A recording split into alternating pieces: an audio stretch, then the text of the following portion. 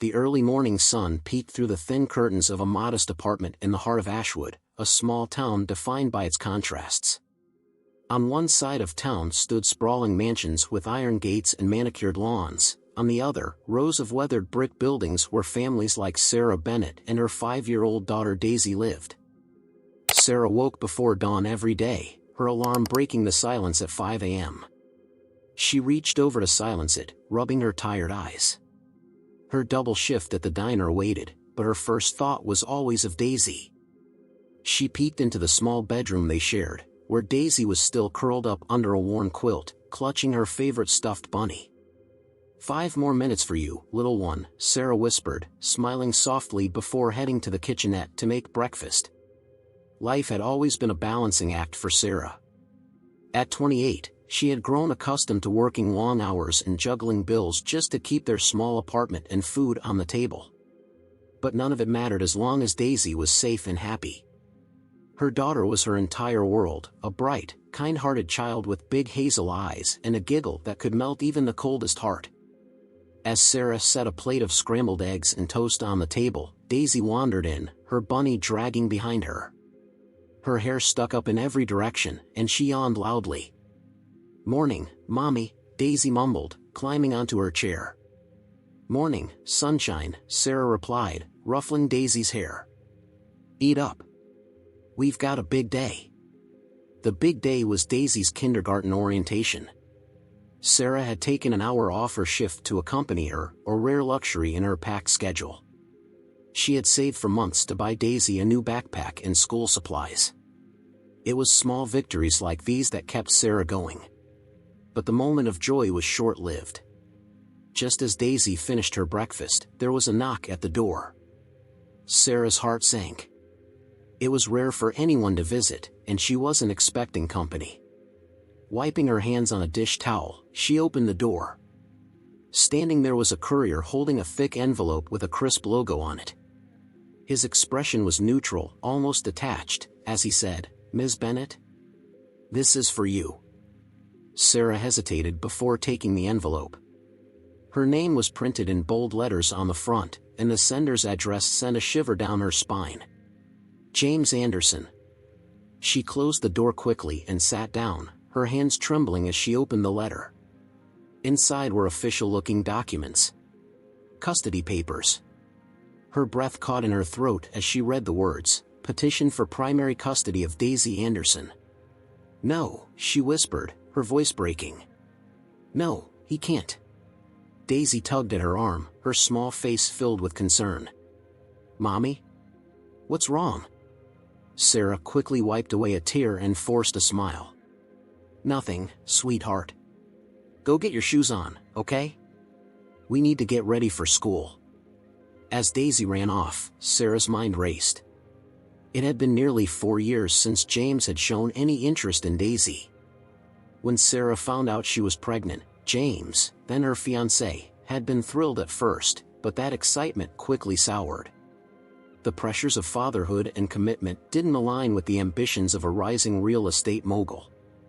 He had left before Daisy's first birthday, offering little more than sporadic child support payments. Now, out of nowhere, he was trying to take her daughter away. The anger and fear churned in her chest as she picked up her phone to call her lawyer, Lisa Harrington. Lisa had been her rock during the initial custody arrangement, though Sarah hadn't needed to contact her in years. "Lisa, it's Sarah. Something's happened. James is trying to take Daisy," she said, her voice trembling. Lisa's calm but firm tone came through the line. "I'll need to see the documents. Bring them to my office as soon as you can. Don't panic yet, Sarah. We'll fight this." Sarah hung up and took a deep breath. Fighting James Anderson wouldn't be easy. He had money, influence, and a team of lawyers who would stop at nothing to win. But she wouldn't let him take Daisy without a fight. The day passed in a blur. At the diner, Sarah plastered on a smile as she served customers, though her thoughts were consumed by the custody battle looming ahead. Every time she glanced at the clock, her heart tightened. How would she explain this to Daisy? How could she make her understand that the man who had ignored her for years now wanted to play father? That evening, as Sarah tucked Daisy into bed, the little girl looked up at her with innocent curiosity. "Mommy, who was the man who brought the papers?" Sarah hesitated, stroking Daisy's hair. "Just someone delivering mail, sweetheart. Don't you worry about it." "Okay," Daisy said, yawning and snuggling into her pillow. "I love you, Mommy." "I love you more," Sarah whispered, kissing her forehead. But as she sat alone in the quiet of the living room, the weight of the situation pressed down on her. She stared at the custody papers, the stark legal language glaring back at her. James had abandoned them when they needed him most. How could he claim to care about Daisy now? Tears filled her eyes, but she wiped them away.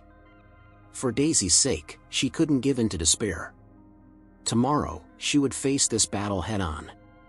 She was all Daisy had, and she would do whatever it took to protect her. James Anderson stood in the sunlit corner office of his luxury high-rise, the glass walls offering a panoramic view of the city.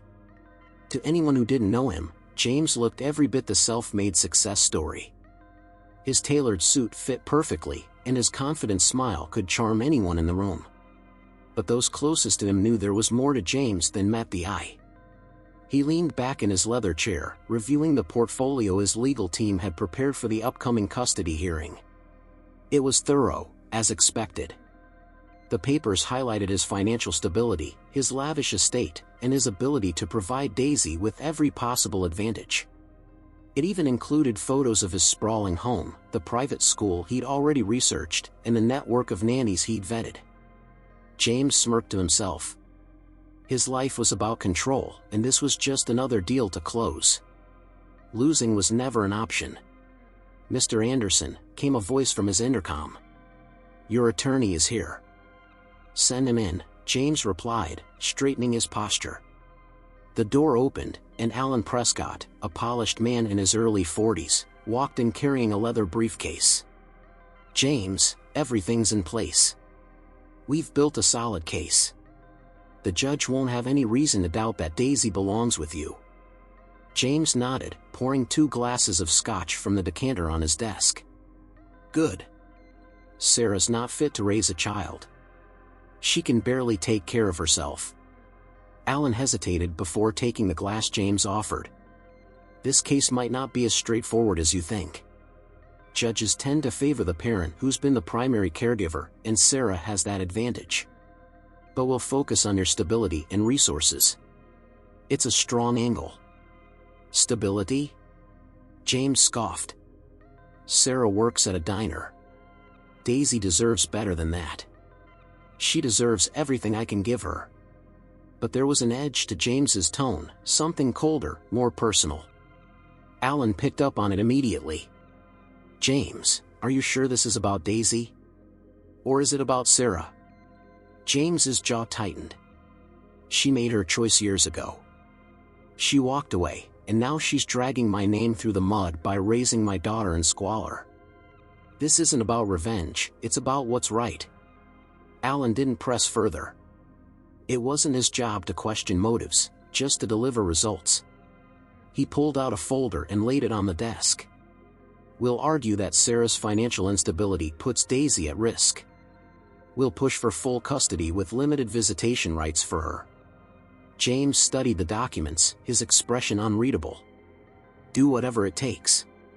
Meanwhile, on the outskirts of the city, James's estate sat like a fortress. The house was a sprawling masterpiece of modern architecture, complete with a heated pool, tennis courts, and an endless yard. It was the kind of place that featured in glossy magazines, but to Daisy, it would likely feel more like a museum than a home. Inside, the housekeeper, Mrs. Rowe, was finishing her daily routine when she noticed James's assistant walking through the hallway, carrying a file marked custody case. The staff had learned not to ask too many questions, but whispers about James's sudden interest in his daughter had already spread among them. "I can't imagine him raising a little girl," Mrs. Rowe muttered to the butler, Mr. Hargrove, as they finished setting the dining table for one. "Let's just hope she brings out the best in him," Mr. Hargrove replied diplomatically, though his doubtful tone didn't go unnoticed. James returned home late that night, his tie loosened and his mood sour. He poured himself another drink, staring out at the city lights. For years, he had managed to keep his distance from Sarah and Daisy. The occasional check had been enough to ease his conscience. But lately, he couldn't shake the idea that Sarah had something he didn't, a bond with Daisy that no amount of money could replicate. It wasn't about winning. It was about control. James couldn't stand the idea of Sarah, the woman who had betrayed him, having the upper hand. And so, he had made the decision to fight for custody. Not because he wanted Daisy, but because he didn't want Sarah to have her. As he stood there, his phone buzzed. It was a text from Alan. "Everything is in motion. First hearing set for next week." James smiled grimly and finished his drink. The wheels were turning, and he was certain that no judge would rule against a man with his resources. Daisy would be his. And Sarah? She would learn the price of underestimating him. Sarah sat on the worn couch in her tiny living room, the custody papers spread out on the coffee table in front of her. Her hands trembled as she flipped through the pages, each line a stark reminder of what she was up against. The legal jargon was overwhelming, but the underlying message was clear: James was challenging her right to raise Daisy. Her phone buzzed, breaking the silence. It was Lisa Harrington, her attorney.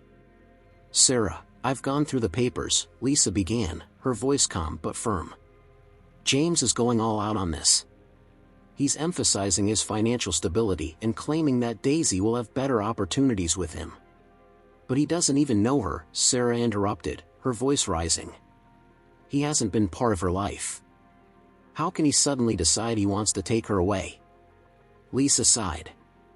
"The courts tend to favor the primary caregiver, which is you.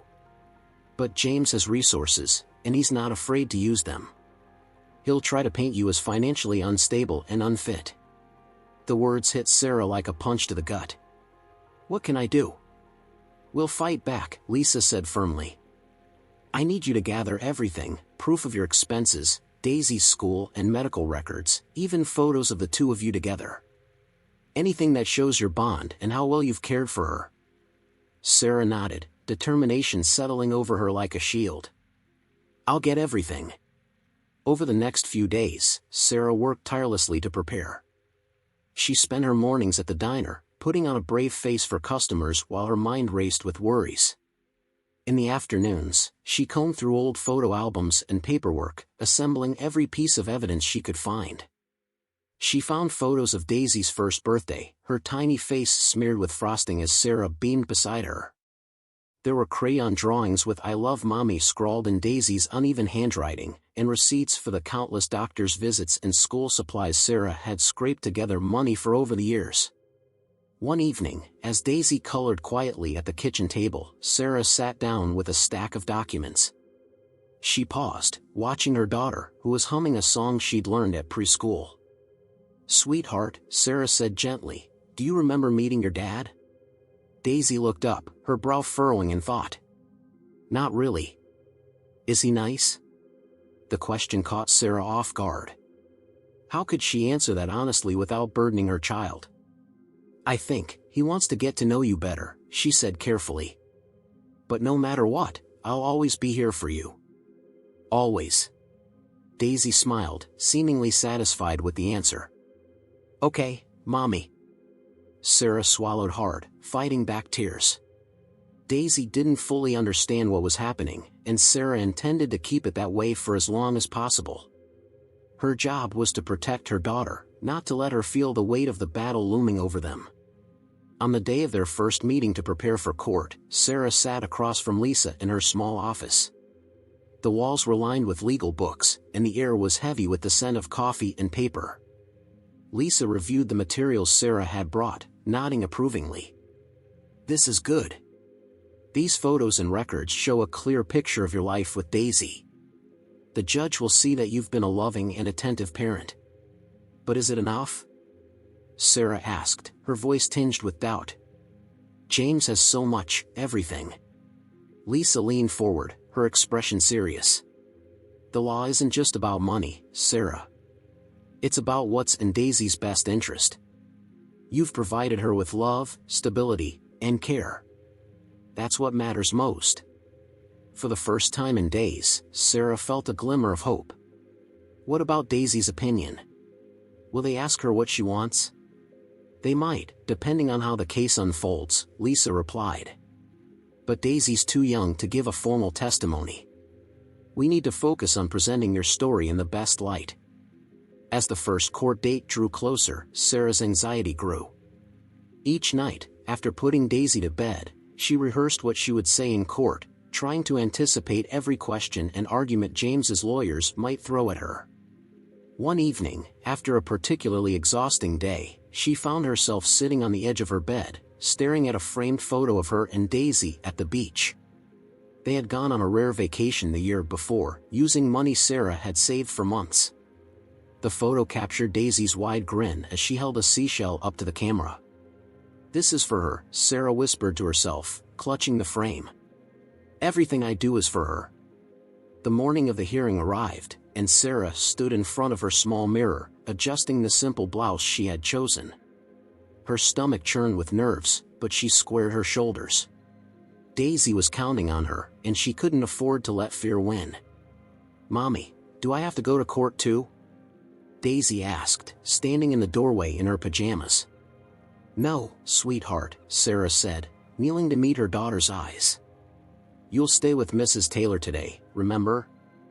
She's excited to have you over." Daisy nodded but looked uncertain. "Will everything be okay?" Sarah pulled her into a hug, holding her close. "Everything will be fine, baby. I promise."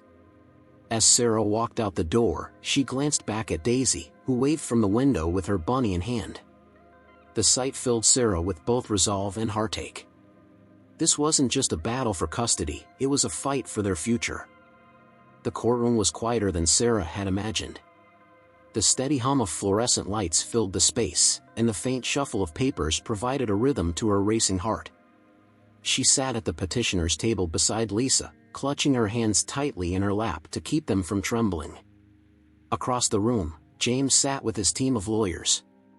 He looked calm and confident, as though he were closing another business deal. His tailored suit and polished demeanor radiated wealth, and it seemed the courtroom tilted in his favor just by his presence. The judge entered, and everyone rose. Judge Olivia Carter, a composed woman in her mid-50s with sharp eyes and an air of authority, took her seat at the bench. "This is a custody hearing for the case of Anderson versus Bennett. Let's proceed." Sarah's chest tightened as the legal formalities began. Lisa spoke first, outlining Sarah's role as Daisy's primary caregiver and emphasizing the strong bond between mother and child. Lisa presented photos and records, painting a picture of the life Sarah had built for Daisy despite financial hardships. "Your Honor," Lisa concluded, "this case isn't about wealth or material possessions. It's about love, stability, and the care that Daisy has known her entire life. Ms. Bennett has provided that, and removing Daisy from her would disrupt the foundation of security she relies on." Sarah glanced at Judge Carter, searching for any sign of reaction, but the judge's expression remained neutral. Then it was James's turn. Alan Prescott stood, his tone measured and authoritative. "Your Honor, while we respect Ms. Bennett's efforts, this case is about providing Daisy with the best possible future. My client, Mr. Anderson, has the means to offer opportunities that Ms. Bennett simply cannot." Alan began listing the private schools Daisy could attend, the extracurricular activities James could afford, and the financial stability he represented. He didn't directly criticize Sarah, but his words painted her life as inadequate. "Mr. Anderson's home offers Daisy a safe and supportive environment," Alan continued, "free from the financial uncertainties and limitations she currently faces." James glanced at Sarah as Alan spoke, his expression unreadable. It wasn't the gloating smirk she expected, it was a calculated calm, as though he were certain he would win. The tension in the courtroom grew as James himself took the stand. He spoke with the charm of a seasoned businessman, describing his desire to reconnect with Daisy and provide her with a better life. He framed his absence in Daisy's life as a mistake he was now eager to correct. "I know I wasn't there as much as I should have been," James admitted, his tone almost remorseful. "But I'm ready to make things right." I want to give my daughter everything she deserves." Sarah felt her stomach churn. His words sounded sincere, but she knew better. This wasn't about Daisy's well-being, it was about control. Yet she could see the judge listening intently, her pen moving across her notepad. When it was Sarah's turn to testify, her nerves threatened to overwhelm her. But as she stepped up to the stand and caught sight of a photo of Daisy among the evidence on Lisa's table, she found her strength. "Ms. Bennett," Lisa began, "can you describe your relationship with Daisy?" Sarah took a deep breath. "Daisy is my world. She's a happy, curious little girl, and I've done everything I can to make sure she feels loved and secure. I may not have much, but I've always made her my priority." Lisa nodded, her voice gentle. "How would you describe your ability to care for Daisy despite your financial situation?" "I work hard," Sarah said firmly. "I make sure Daisy has what she needs, even if it means I go without. And it's not just about money. It's about being there for her, every bedtime story, every scraped knee, every school project. That's what she needs most." The cross-examination was harsher.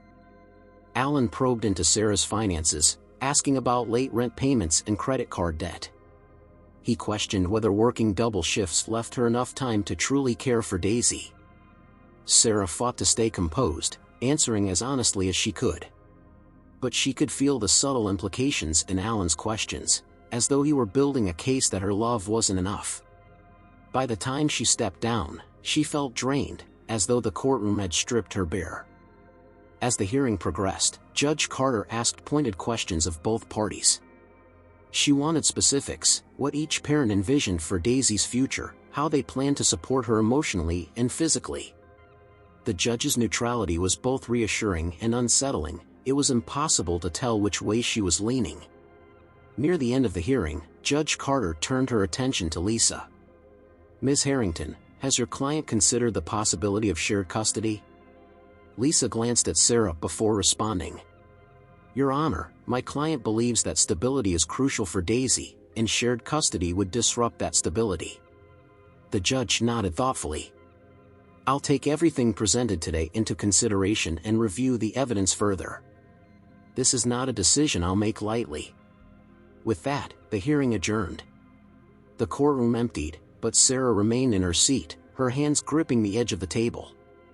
She felt as though she'd run a marathon only to reach a finish line shrouded in uncertainty. Lisa placed a reassuring hand on her shoulder. "You did great, Sarah. Now we wait." Across the room, James was already walking out, his team of lawyers flanking him. He didn't look back, but Sarah could feel his presence lingering like a shadow. As she left the courthouse, the weight of the day pressed heavily on her. Daisy was waiting at Mrs. Taylor's house, blissfully unaware of the battle being fought over her.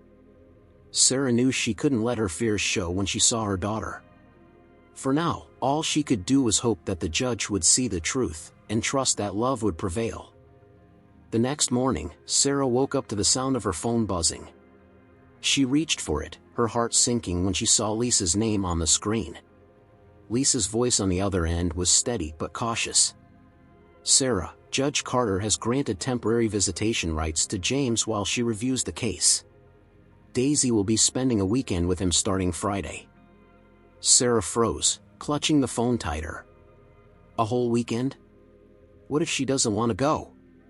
What if?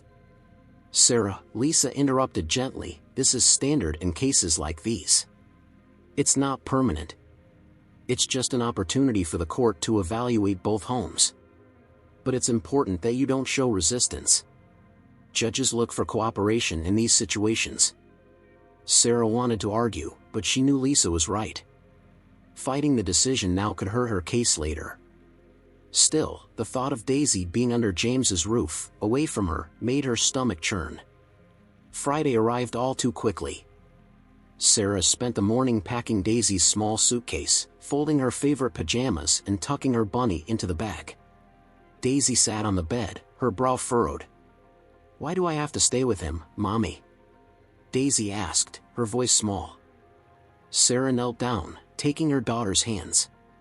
"It's just for a little while, sweetheart. I promise, I'll be right here waiting for you to come home. Daisy nodded, but her hesitation was clear.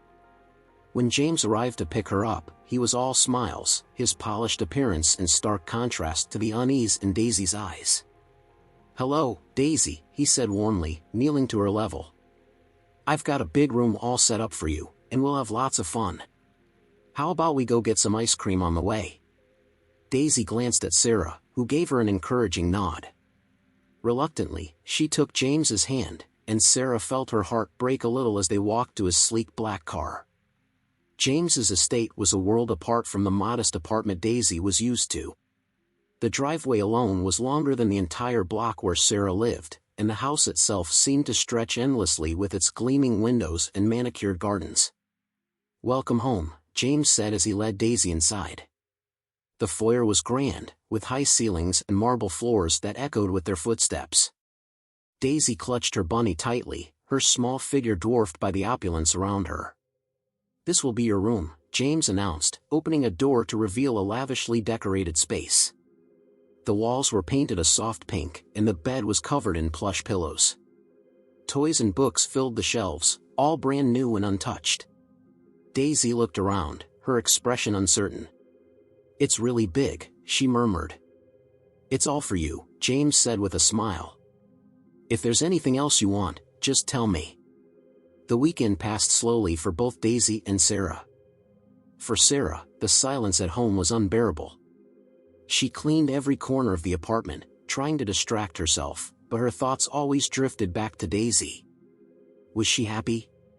Was she safe? For Daisy, the weekend was strange. James tried his best to make her comfortable, but the house felt cold and unfamiliar. He hired a private chef to prepare her favorite meals, but Daisy missed the way Sarah always hummed as she cooked. He brought out games and toys, but Daisy didn't know how to play with a man she barely knew. On Saturday evening, James decided to take Daisy to the estate's pool. She stood at the edge, watching as he floated lazily on a pool raft. "Come on, Daisy," he called, waving her over. "The water's perfect." Daisy hesitated, holding her bunny tightly. "I don't know how to swim." James frowned, clearly surprised. "Really? Your mom never taught you?" Daisy shook her head, suddenly feeling self-conscious. James sighed and climbed out of the pool, wrapping a towel around himself. "We'll fix that. I'll hire someone to give you lessons." He ruffled her hair, but the gesture felt forced. Daisy nodded politely, but inside, she wished she were home with Sarah.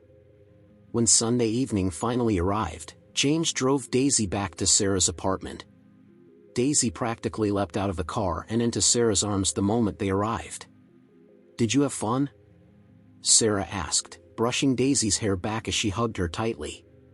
Daisy shrugged, clutching her bunny. "It was okay. The house is really big." Sarah wanted to press for more details but held back. Instead, she kissed the top of Daisy's head and whispered, "I missed you." "I missed you too," Daisy replied, burying her face in Sarah's shoulder. From the car, James watched the reunion with an unreadable expression. He rolled down the window, his voice cool. "She did well. I'll see you both in court." Sarah nodded stiffly, keeping Daisy close as James drove away. As she closed the door behind them, she felt a renewed sense of determination. James might have money and power, but he didn't understand Daisy, not the way she did. And she would fight with everything she had to make sure her daughter stayed where she belonged. The courtroom was filled with a tense energy as the second hearing began. Sarah sat at the petitioner's table beside Lisa, her heart pounding in her chest. Across the aisle, James looked as confident as ever, his legal team whispering strategies. Sarah's hands trembled, but she forced herself to stay calm. She reminded herself why she was here, why she had to fight. Judge Carter entered the room, her presence commanding immediate silence. "Let's proceed with the second custody hearing for Anderson versus Bennett. I trust both parties are prepared to present additional evidence." Lisa rose to her feet. "Your Honor, we'd like to focus today on the emotional well-being of the child and the established bond between Ms. Bennett and Daisy." We believe this is the most critical factor in determining custody. Judge Carter nodded. Proceed. Sarah's testimony. Lisa guided Sarah through her testimony, revisiting her role as Daisy's primary caregiver. Sarah described the sacrifices she'd made, working double shifts, budgeting every cent, to ensure that Daisy had what she needed. Her voice trembled when she spoke of their nightly routines, the bedtime stories, and the way Daisy always ran to her for comfort. "She's my daughter," Sarah said, her voice breaking. "I may not have much, but I've always been there for her. I've given her everything I could." Lisa then presented the photos Sarah had gathered, showing Daisy's smiles during birthdays, school events, and simple moments at home. The judge studied them carefully, her expression softening ever so slightly. When Alan cross-examined Sarah, his tone was polite but pointed. "Ms. Bennett, isn't it true that you've struggled financially to provide for Daisy?" Sarah straightened her back. "Yes, I've struggled. But I've always managed to keep a roof over her head, food on the table, and love in her heart. Money doesn't define what makes a good parent." Alan pressed further, questioning whether her demanding work schedule left her with enough time to care for Daisy. Sarah responded firmly, describing how she balanced her time and ensured Daisy never felt neglected. James's testimony. Next, James took the stand. He spoke with polished eloquence about his desire to give Daisy a stable and prosperous life. He highlighted his financial ability to provide opportunities Sarah couldn't, private education, extracurricular activities, and a secure future. "I've made mistakes," James admitted, his tone almost humble. "But I'm ready to be the father Daisy deserves." Sarah clenched her fists under the table. She knew the charm he exuded wasn't genuine, but she could see the judge listening intently, weighing his words. Alan then called a child psychologist who had briefly observed Daisy at James's home. The psychologist spoke favorably about the environment, describing it as safe and nurturing. Sarah's stomach churned. Daisy might have been polite during her stay, but that didn't mean she was happy. Daisy speaks. The hearing took a dramatic turn when Judge Carter announced her intention to hear from Daisy. Lisa glanced at Sarah, who nodded hesitantly. It wasn't typical for children so young to speak in court, but this wasn't a typical case. Daisy was brought into the courtroom, clutching her bunny tightly. Her eyes darted around nervously until they landed on Sarah, and her expression softened. A court officer helped her up onto a chair near the judge's bench. "Hi, Daisy," Judge Carter said gently. "Do you know why you're here today?" Daisy nodded slowly. "It's about where I live." "That's right," the judge said with a kind smile. "I just want to ask you a few questions, and you can tell me anything you want. There's no right or wrong answer." Daisy looked down at her bunny, her small hands gripping it tightly. "Okay." Judge Carter began with simple questions: what Daisy liked to do for fun, her favorite things about school. Daisy answered quietly, her voice barely above a whisper. Then the questions shifted. "Daisy, can you tell me what it was like staying with your dad?" Judge Carter asked. Daisy hesitated, her brow furrowing. "It was big. His house is really big." "Did you have fun?" Daisy shrugged. "He said I should call him Dad, but I didn't feel like it. It didn't feel the same." Judge Carter nodded. "And how do you feel when you're with your mom?" Daisy's face brightened. "I feel safe. Mommy always makes me feel safe." The revelation. As the judge prepared to conclude her questions, Daisy suddenly spoke again, her voice trembling but determined. Sometimes I get scared when I'm with him." The room fell silent. Judge Carter leaned forward slightly. "Scared? Why is that, Daisy?" Daisy's hands clutched her bunny tighter, her knuckles turning white. She looked at Sarah, then back at the judge. "Because he yells. He yelled at me when I didn't eat the food he gave me. And he told me I was being bad." Sarah's heart shattered. She had no idea Daisy had experienced this. She exchanged a glance with Lisa, who looked equally stunned.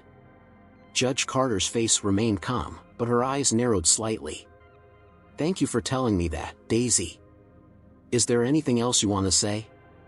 Daisy hesitated, then whispered, "That's what my dad did to me." The words were like a thunderclap in the silent courtroom. James's lawyers exchanged nervous glances, and James himself stiffened, his composed facade cracking. Sarah felt tears well up in her eyes, but she held them back, focusing on Daisy. Judge Carter's expression was unreadable, but she nodded solemnly. "Thank you, Daisy. You've been very brave. You can go back to your mom now." Daisy hopped off the chair and ran straight to Sarah, who knelt down and hugged her tightly. "You did so good, sweetheart," Sarah whispered. "I'm so proud of you." Aftermath. The hearing adjourned shortly after Daisy's testimony.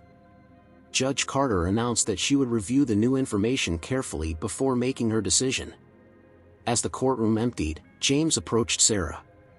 "That's not how it happened," he hissed under his breath, his eyes blazing. "She's exaggerating." Sarah stood her ground, meeting his gaze with a quiet fury. "Maybe it's time you think about what really matters, James. It's not about you." James clenched his jaw but said nothing, turning sharply and leaving the courtroom with his lawyers in tow. Lisa placed a hand on Sarah's shoulder. "This changes everything. Daisy's voice carries weight, and the judge will take it seriously." Sarah nodded, holding Daisy close. For the first time in weeks, she felt a glimmer of hope. Daisy's bravery had revealed the truth, and now it was up to the court to act. The days following the second hearing were a whirlwind of emotions and activity. Sarah felt an odd mixture of relief and dread. Daisy's revelation had brought the truth to light, but it also left Sarah grappling with the fact that her daughter had endured moments of fear she hadn't been able to protect her from. Lisa assured Sarah that Daisy's testimony would weigh heavily in their favor. "Judges don't take accusations like that lightly, especially from a child as young as Daisy," Lisa explained. "Now, it's about corroborating her claims and presenting a complete picture." Lisa immediately filed motions for additional investigations. The court ordered home evaluations for both Sarah and James, as well as interviews with anyone who had been present during Daisy's visits to James's estate. Sarah worked tirelessly to prepare for the evaluator's visit to her apartment. She cleaned every corner, arranged Daisy's books and toys neatly, and made sure every detail reflected the warmth and care that filled their small home. When the evaluator arrived, Daisy greeted them shyly but opened up as they played with her and asked her about her daily life. Meanwhile, things were more complicated on James's side. When the court-appointed evaluator visited his estate, they were met with an overly polished presentation. James had instructed his staff to act as though everything was perfect, and he walked them through the house with a practiced charm. However, cracks began to show when they interviewed employees individually. Mrs. Rowe, the housekeeper, hesitated before answering questions about James's interactions with Daisy. "He cares about her in his own way," she said cautiously. But under pressure, she admitted that James had raised his voice at Daisy during her visit. "It wasn't anything too harsh," she added quickly, though her discomfort was evident. The butler, Mr. Hargrove, was more forthcoming. "Mr. Anderson expects things to be done his way. He doesn't have much experience with children, and, well, it shows." The investigation also uncovered records of James's past behavior, including an incident involving a former employee who had filed a complaint against him for verbal abuse. While the case had been settled out of court, it painted a picture of a man who struggled to control his temper. Lisa brought this information to Judge Carter in a pre-hearing report. "This isn't just about Daisy's testimony," Lisa argued. "There's a clear pattern of behavior that supports her claims. Mr. Anderson may have the resources to provide for Daisy, but he lacks the emotional stability to give her the safe environment she needs."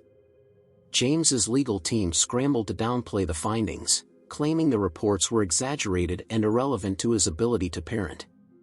But the damage was done. For the first time, James's carefully constructed image began to crumble.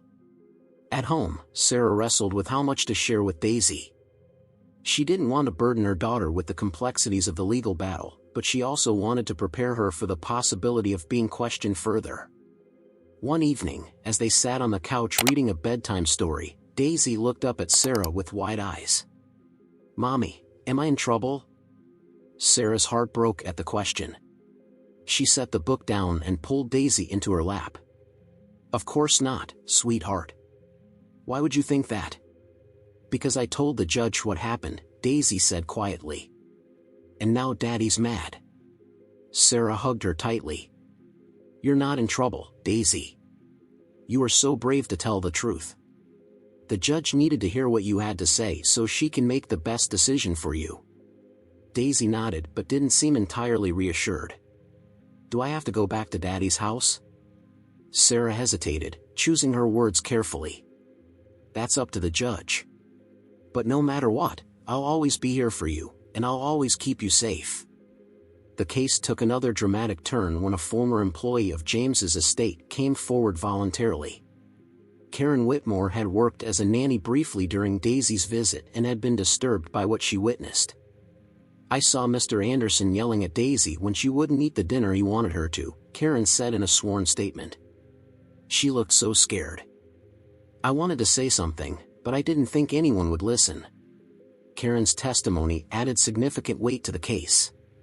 Lisa presented it as part of their growing body of evidence, and Judge Carter agreed to admit it. The revelation created a ripple effect, prompting other former staff members to reach out with similar accounts. For the first time, James seemed to falter. His legal team worked overtime to mitigate the damage, but the pressure was evident. James's polished exterior began to crack during his next appearance in court. When questioned about the complaints from former employees, he grew defensive. "I'm a businessman," he said sharply. "I have high expectations. That doesn't mean I'm incapable of being a good father." But the damage had already been done.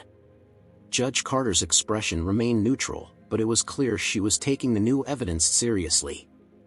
As the investigation continued, Sarah focused on what she could control, being the best mother she could be for Daisy. She spent every moment she could with her daughter, cherishing the small routines that brought them closer. They baked cookies, painted pictures, and read stories together late into the evening. One night, as they sat on the floor surrounded by crayons and paper, Daisy looked up at Sarah with a smile. "I don't need a big house, Mommy. I just need you." Tears welled up in Sarah's eyes, and she hugged Daisy tightly. "And you'll always have me," she whispered. By the time the next court date approached, the case had shifted dramatically. Lisa's team had built a strong argument, supported by evidence, testimony, and Daisy's own brave words. James's lawyers, once confident, were now scrambling to contain the fallout. Sarah walked into the courtroom that morning feeling a flicker of hope. For the first time, she allowed herself to believe that the truth would prevail. As Judge Carter took her seat and called the court to order, the room fell silent. The moment of reckoning had arrived, and Sarah knew that everything she had fought for was about to come to a head. The courtroom was packed, the air thick with anticipation. This was the day when both sides would present their closing arguments, and the fate of Daisy's custody would be decided. Sarah sat at the petitioner's table, her hands clasped tightly in her lap. Lisa gave her a reassuring look, but the stakes were higher than ever. Across the aisle, James sat with his lawyers, his usual confidence now tinged with tension. The revelations from the past few weeks had left a mark on his case, but he wasn't giving up without a fight. His polished appearance was intact, but his clenched jaw betrayed the pressure he was under. Judge Carter entered the courtroom and took her seat, her sharp gaze sweeping across the room. "This is the final hearing in the custody case of Anderson versus Bennett. Both parties will have the opportunity to make their closing arguments before I render a decision." Sarah's defense. Lisa stood first, her voice steady and clear. "Your Honor, this case is not about wealth or material possessions. It's about the emotional well-being of Daisy Anderson and the parent who has consistently provided her with love, stability, and care. That parent is Sarah Bennett." Lisa began by revisiting the timeline of Sarah's dedication to Daisy. She presented photos and records, emphasizing the nurturing environment Sarah had created despite her financial struggles. Ms. Bennett has been there for Daisy through every scraped knee, every bedtime story, and every milestone. She has demonstrated an unwavering commitment to her daughter's happiness and safety. Lisa then pivoted to the evidence against James. She highlighted the testimonies of former employees and Daisy's own words, painting a picture of a man who, while wealthy, lacked the emotional capacity to provide a safe and supportive home. Your Honor, Daisy herself told you what she experienced in her father's home. That is not the environment a child needs. We urge the court to prioritize her emotional well-being over financial considerations. Lisa sat down, giving Sarah a small nod of encouragement. Sarah exhaled slowly, her heart pounding in her chest. James's rebuttal. Alan Prescott rose next, his tone measured but forceful. Your Honor, my client, James Anderson, is a man who has made mistakes, but those mistakes do not define his ability to be a good father. He has the resources to provide Daisy with a future filled with opportunities that Ms. Bennett simply cannot offer.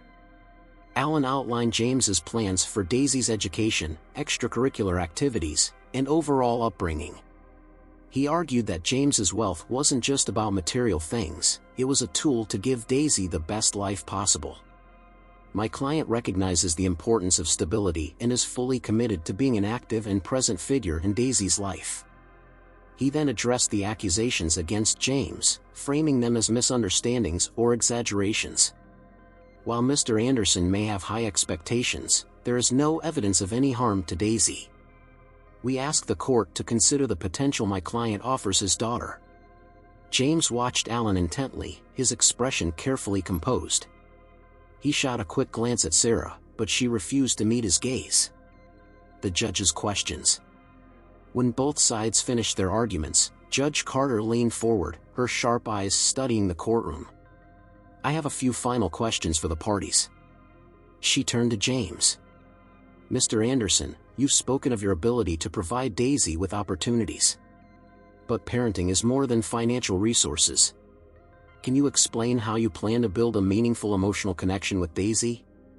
James hesitated for the first time, his confident facade cracking. I'll do whatever it takes. I'll spend more time with her, hire experts to help with any adjustments, whatever she needs. Judge Carter raised an eyebrow.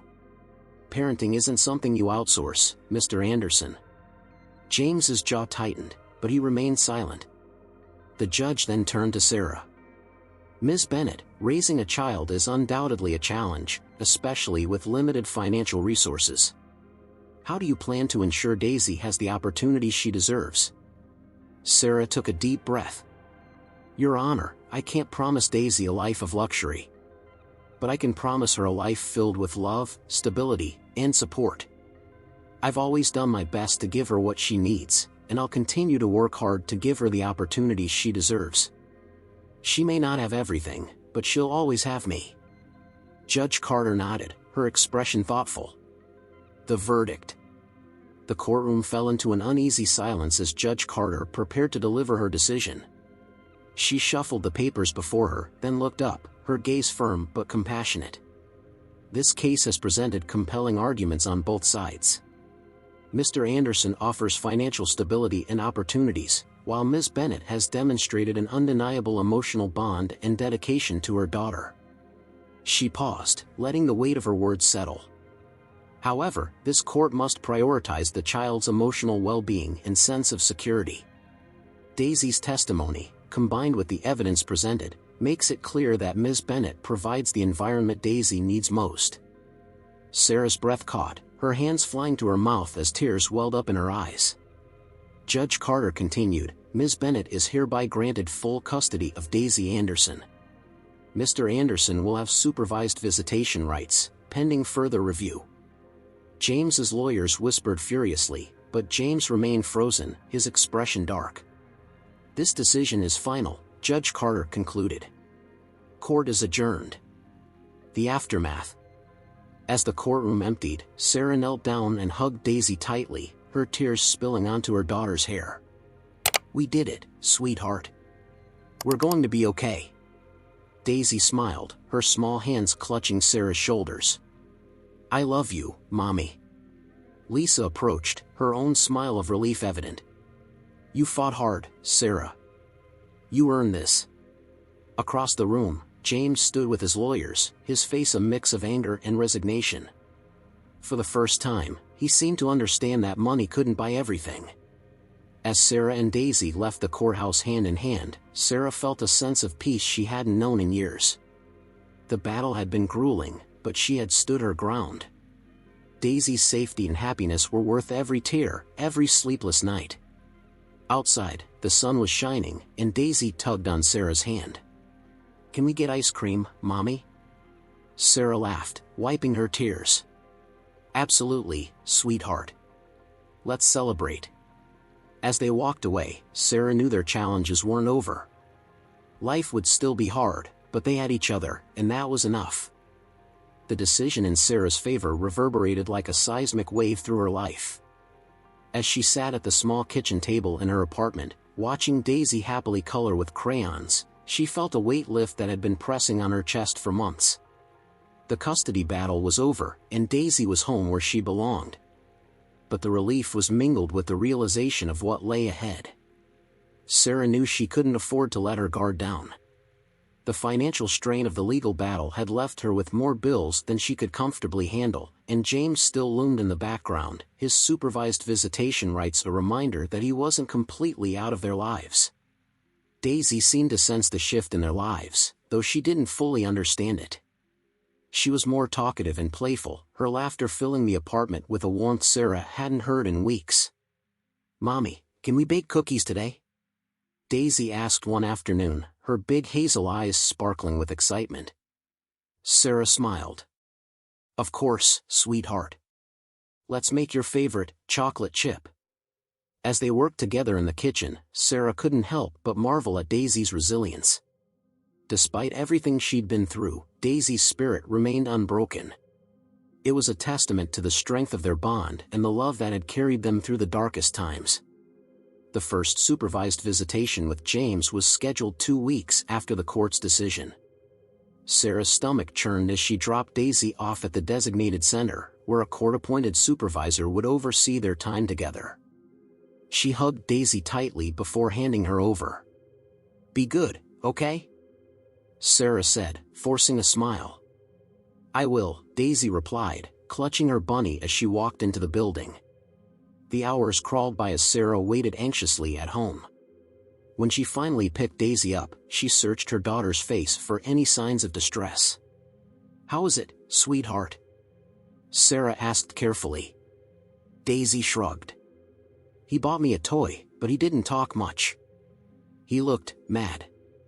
Sarah nodded, hiding her concern. "Well, I'm glad you're home now."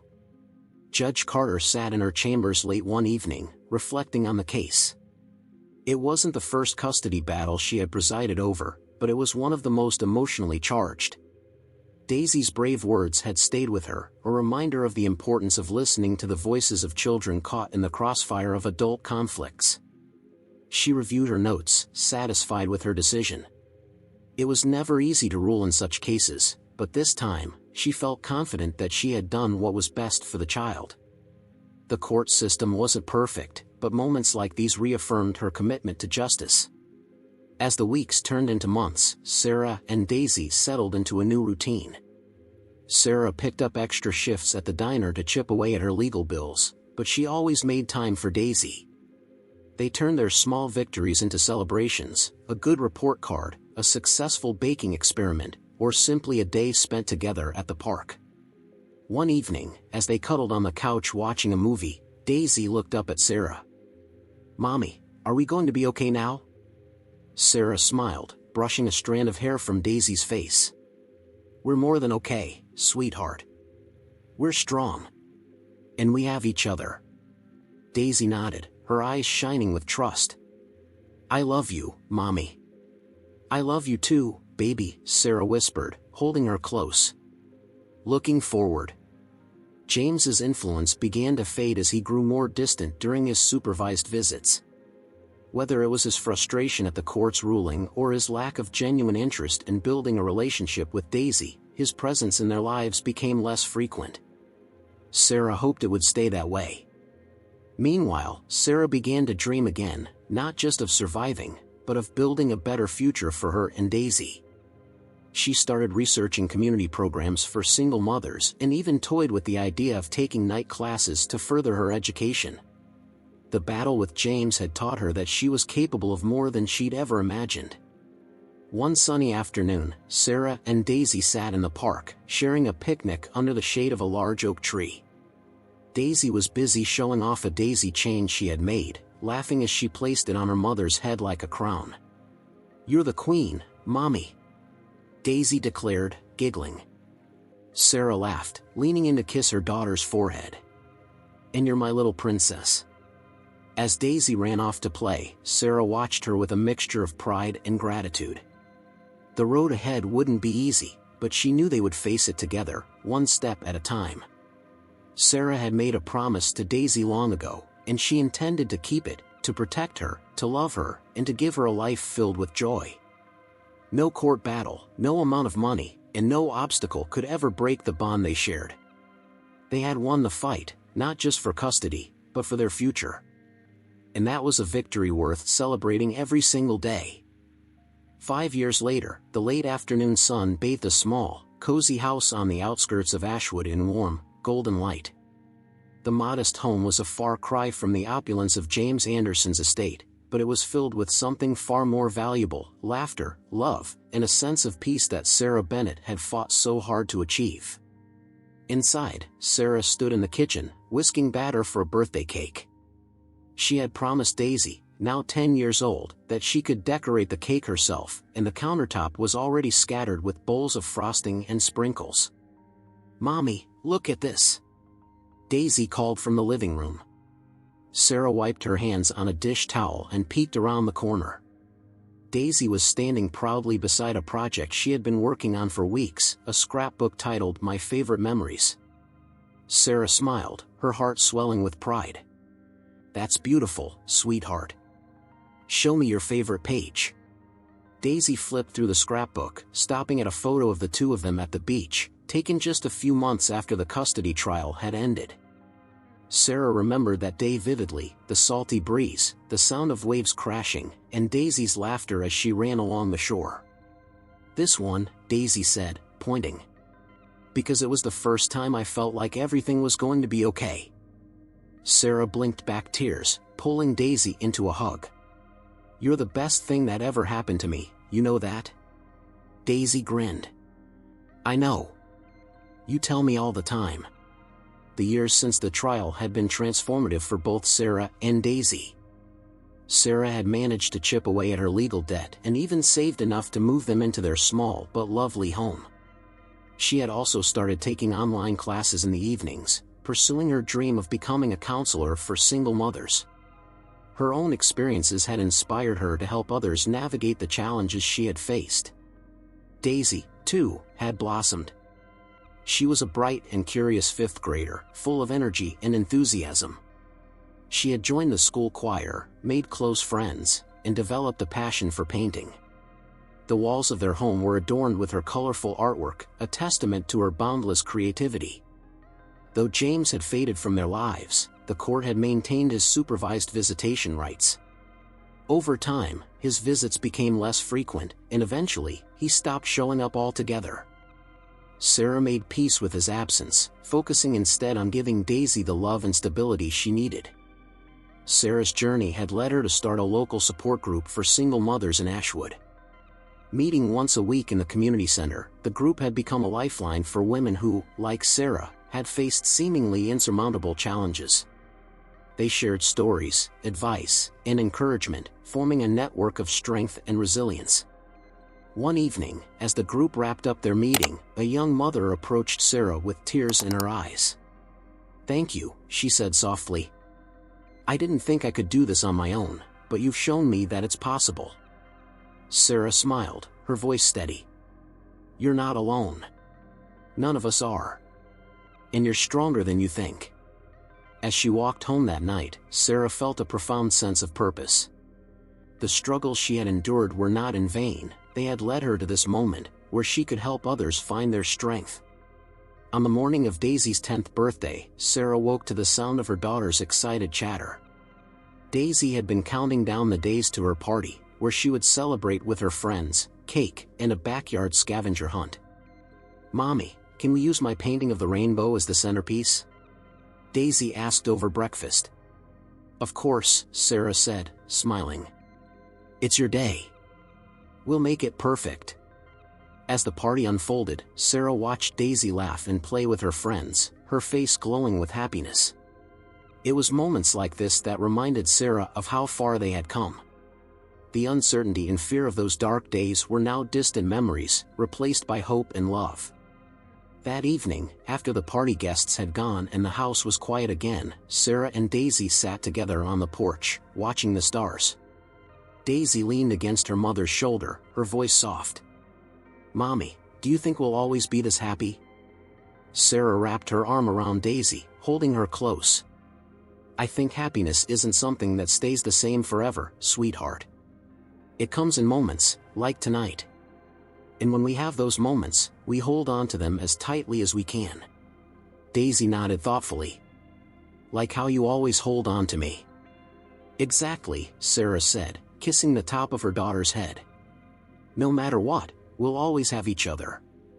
As they sat together under the vast, starry sky, Sarah felt a deep sense of contentment. The journey had been long and painful, but it had led them here, to a life filled with love, joy, and the unbreakable bond between a mother and her child. And for Sarah, that was more than enough.